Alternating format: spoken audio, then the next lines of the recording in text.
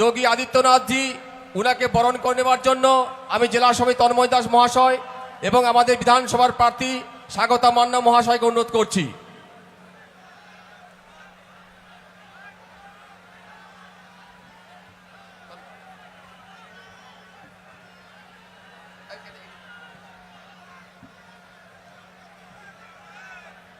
भारत माता की, भारत माता की, भारत माता की।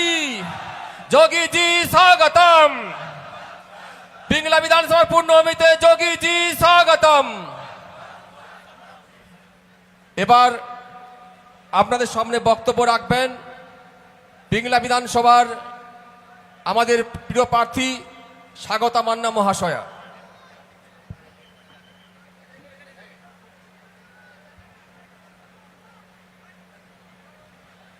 भारत माता की, भारत माता की जय श्री राम, जय जय श्री राम। নমস্কার। আজকের আমাদের এই পরিবর্তন যাত্রায়, পরিবর্তন সংকল্প যাত্রায় উপস্থিত আছেন আমাদের সবার ভগবান সম্মানীয় উত্তরপ্রদেশের মুখ্যমন্ত্রী আদি যোগী জি মহারাজ।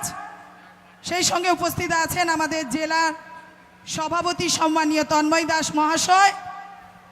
সেই সঙ্গে সঙ্গে উপস্থিত আছেন আমাদের রাজ্য নেতৃত্ব, জেলা নেতৃত্ব, মণ্ডল সভাপতি এবং আপনারা যারা দীর্ঘ সময় ধরে অপেক্ষা করছেন, আমার লড়াকু সৈনিকগণ, পিংলা বিধানসভার সমগ্র ভারতীয় জনতা পার্টির কর্মীগণ এবং আমার মাইকের আওয়াজ যতদূর পর্যন্ত শোনা যাচ্ছে সেই সব माटी में सोना उगलने का काम किया है और अपनी भूमि की उर्वरता के माध्यम से देश का पेट भरने का काम कर रही है।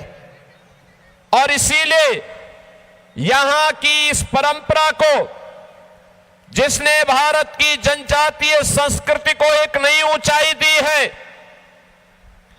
वह हम सब के लिए वर्णनीय है, अभिनंदनीय है।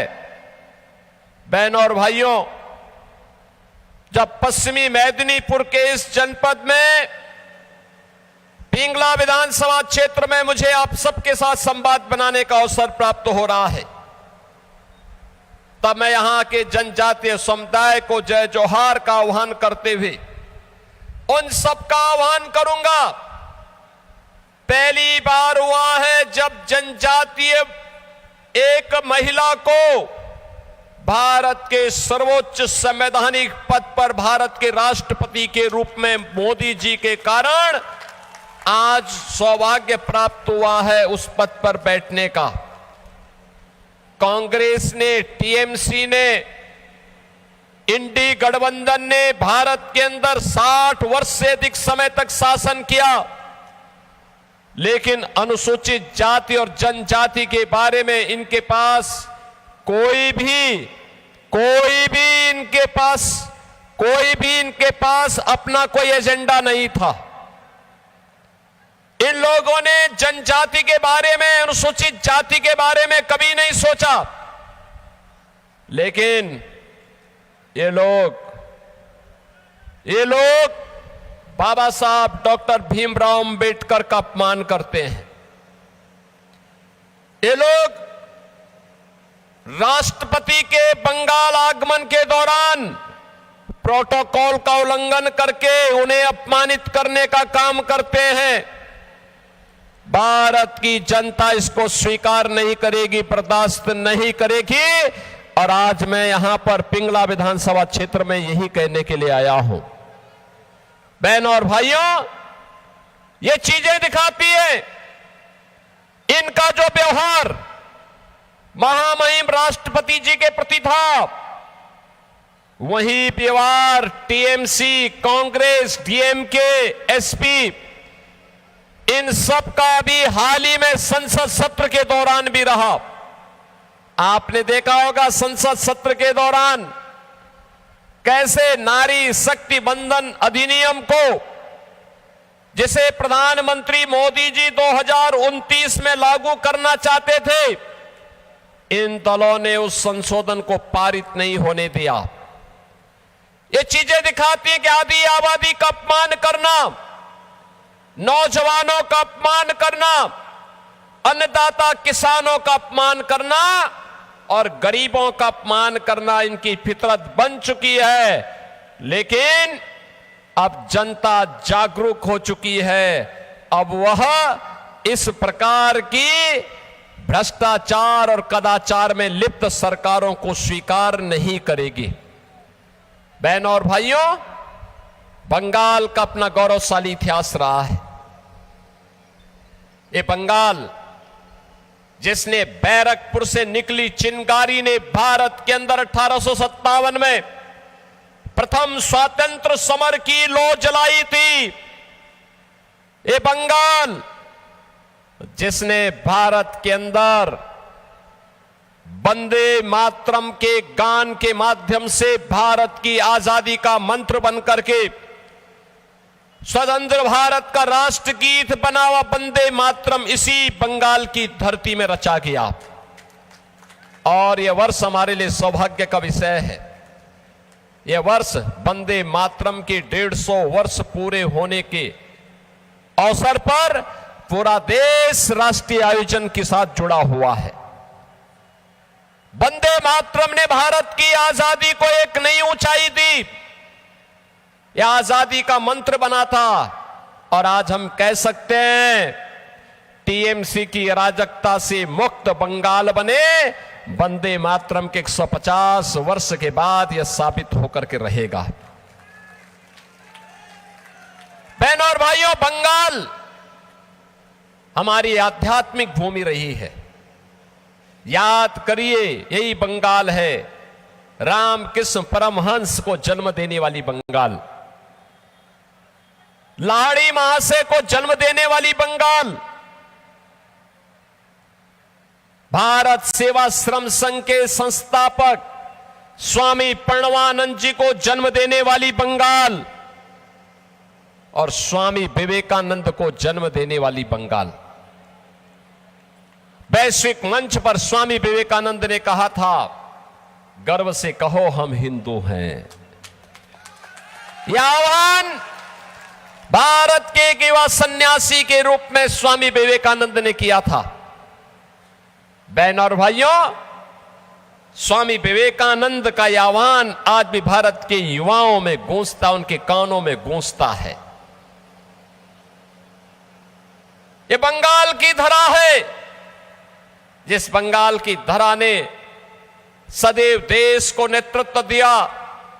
नेताजी सुभाष चंद्र बोस इसी बंगाल की धरती में आह्वान करते हैं, देश की आजादी के लिए, देश के युवाओं के लिए, कि तुम मुझे खून दो मैं तुम्हें आजादी दूंगा। उनका यह उद्घोष भारत की आजादी का नारा बन गया। नेताजी सुभाष चंद्र बोस के साथ पूरे भारत का युवा एकत्र होकर के आजाद हिंद फौज के गठन के साथ जुड़ा था। नेताजी सुभाष चंद्र बोस का अपमान कांग्रेस ने किया। कांग्रेस नहीं चाहती थी कि नेताजी को सम्मान मिले और इसीलिए कांग्रेस के अध्यक्ष पद से उन्हें जीतने के बाद भी उन्हें उससे मुक्त कर दिया गया। बहनों और भाइयों, ये बात यहीं तक सीमित नहीं है। याद करिए खुदीराम बोस का बलिदान। हंसते हंसते फांसी के फंदे पर देश की आजादी के लिए खुदीराम बोस इसी बंगाल की धरती पर चढ़े थे। बहनों और भाइयों, ये बंगाल की धरा है। गुरुदेव रविंद्रनाथ ठाकुर इसी बंगाल की धरा ने दिए हैं। ये बंगाल की धरा है। भारतीय जनसंघ के संस्थापक डॉक्टर श्यामा प्रसाद मुखर्जी बंगाल की धरती पर पैदा हुए थे। बहनों और भाइयों, डॉक्टर श्यामा प्रसाद मुखर्जी ने कांग्रेस की उस तुष्टीकरण की नीति का विरोध किया था जो कांग्रेस ने कश्मीर में धारा 370 लागू करके कश्मीर को भारत से अलग करने की साजिश की थी, तब डॉक्टर श्यामा प्रसाद मुखर्जी ने, जो इसी बंगाल की धरती पर पैदा हुए थे, तब उन्होंने नारा दिया था, एक देश में दो प्रधान, दो विधान, दो निशान नहीं चलेंगे, नहीं चलेंगे। और बहनों और भाइयों, बंगाल से निकली हुई आवाज भारत की आवाज बनी और देश के यशस्वी प्रधानमंत्री मोदी जी के नेतृत्व में कश्मीर में धारा 370 समाप्त हुई। अब बंगाल का नौजवान भी कश्मीर के अंदर अपने लिए जमीन खरीद सकता है और वहां सम्मानजनक ढंग से रह सकता है। बहनों और भाइयों, आज मैं आप सबको यही आह्वान करने के लिए आया हूं। बंगाल कभी भारत की स्वर्ण भूमि कहा जाती थी, उर्वरा भूमि है, सब कुछ सामर्थ्य थी, भूमि अत्यंत उर्वरा थी, उद्योग धंधे थे, नौजवान प्रतिभाशाली था, आध्यात्मिक प्रेरणा की भूमि थी, अन्नदाता किसानों के परिश्रम की भूमि थी। महिलाएं कला और संस्कृति को लेकर के नेतृत्व देती थी। लेकिन पहले कांग्रेस ने, फिर कम्युनिस्टों ने, 15 वर्षों में टीएमसी ने, जो बंगाल कभी भारत की अर्थव्यवस्था का ग्रोथ इंजन था, उस ग्रोथ इंजन को इन्होंने कंगाल बना करके रख दिया है। आज बंगाल बेहाल है। पिछले 15 वर्षों में 7,000 से अधिक बड़े उद्योग बंद हुए हैं। बंगाल में एमएसएमई यूनिट 18,000 से अधिक बंद हुए हैं। 30 लाख से अधिक नौजवान बेरोजगार हुआ है। अन्नदाता किसान को उसकी उपज का दाम नहीं मिल रहा है। आलू उत्पादन करने वाला किसान बेहाल है। चावल की में लगातार गिरावट है, मछली उत्पादन में भी लगातार गिरावट है। ये बंगाल की वर्तमान की बदहाल स्थिति वर्तमान में, नौजवान परेशान, अन्नदाता किसान हताश और निराश है, उद्योग धंधे चौपट हो रहे हैं और टीएमसी की सरकार तुष्टीकरण में लगी हुई है। यहां sand mafia, coal mafia, land mafia, cattle mafia हावी होकर के बंगाल को चूस रहा है। बंगाल की धरा पर कोई भी पर्व और त्योहार होता है, ममता दीदी को तो जय श्री राम के नारे से चिढ़ है, चिढ़। वो दुर्गा पूजा नहीं करने देती, दुर्गा मूर्ति विसर्जन के जुलूस को प्रतिबंधित करती है। उपद्रव, उत्सव के पहले उपद्रव हो जाता है, शोभा यात्रा पर पथराव होता है। न बेटी सुरक्षित है, न व्यापारी सुरक्षित है। बहनों और भाइयों, यही हाल 2017 के पहले यूपी के अंदर भी थे।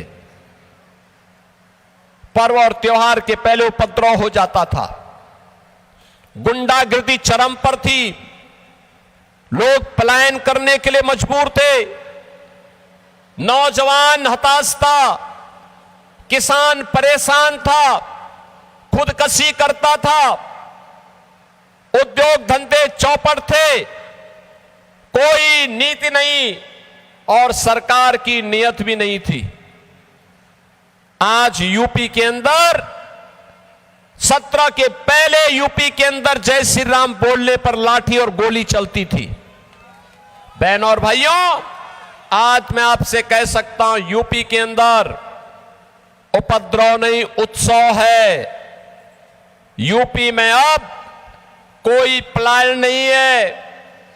यूपी के अंदर डबल इंजन सरकार आने के बाद, डबल इंजन सरकार ने वहां पर जब कार्य प्रारंभ किया है, तो बहनों और भाइयों, आज यूपी के अंदर नो कर्फ्यू, नो दंगा, यूपी में है सब चंगा।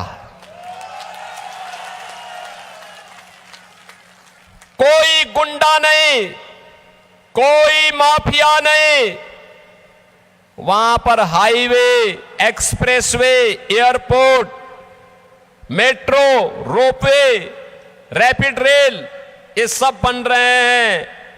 माफिया मुक्त और गुंडा मुक्त होने के साथ साथ माफिया की पसली को तोड़ने के लिए बुलडोजर का इस्तेमाल भी यूपी के अंदर होता है।